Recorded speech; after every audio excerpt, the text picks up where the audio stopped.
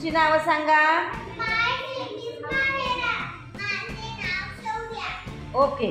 आता मुलांनो, तुमच्या पुढे ह्या दोन मुली आपल्याला म ने सुरू होणारे शब्द लिहून दाखवणार आहेत.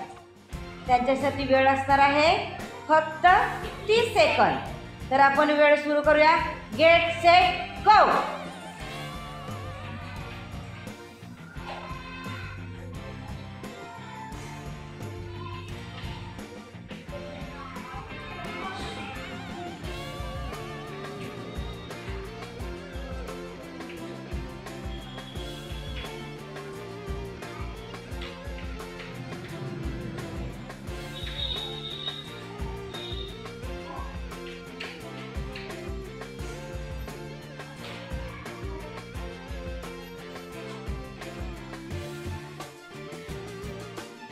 स्टॉप.